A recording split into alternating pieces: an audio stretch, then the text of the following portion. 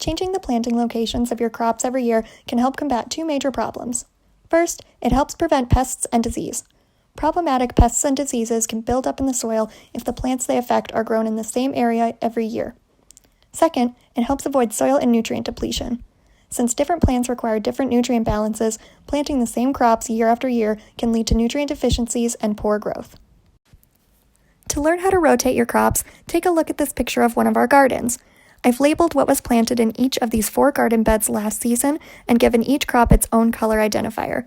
You'll notice we had green beans in bed number 1, Swiss chard and tomatoes in beds number 2 and number 3, and watermelons in bed number 4. If I wanted to plant these same crops again this year, my garden might end up looking something like this. I've simply reassigned each crop to the bed number 1 up from where it was last year, so I will now have watermelons in number 1, green beans in number 2, Swiss chard in number 3, and tomatoes in number 4. But let's say I wanted to switch my crops up and instead plant cucumbers, peas, spinach, and eggplants.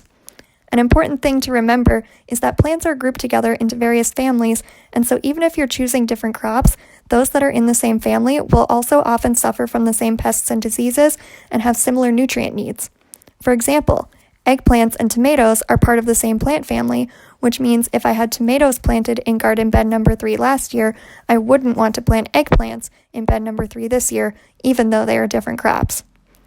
When figuring out your planting plan for each season, it is helpful to refer to your succession planting guide from previous years to ensure that you are properly rotating your crops and keeping your soil healthy.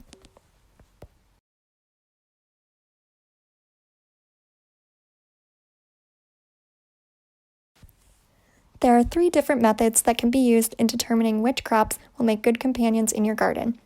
First, you can pair plants based on their type or family. As previously mentioned, plants are grouped together in various families, and those that are part of the same family can grow next to each other quite happily. Second, you can pair plants based on their growing season. Crops that have a long growing season can be planted at the spacing they require, with crops that have a shorter growing season planted in the spaces between them. These short season crops can be harvested before they begin outcompeting the longer season crops for resources. Third, you can pair plants based on their structure or growing style.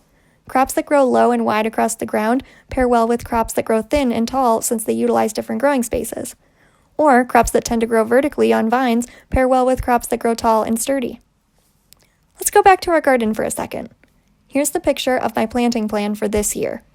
If I decided I wanted to utilize some effective companion planting, here are a few things I could add. In garden bed number 3, I've paired the same family plants together by adding spinach to my Swiss chard bed. In bed number 2, I could add corn, a tall, sturdy growing crop that will provide a great support for the green beans to grow vertically on. In bed number 4, I can plant some short-season basil in between my long-season tomato plants. Thanks for learning all about crop rotation and companion planting with Spark Y.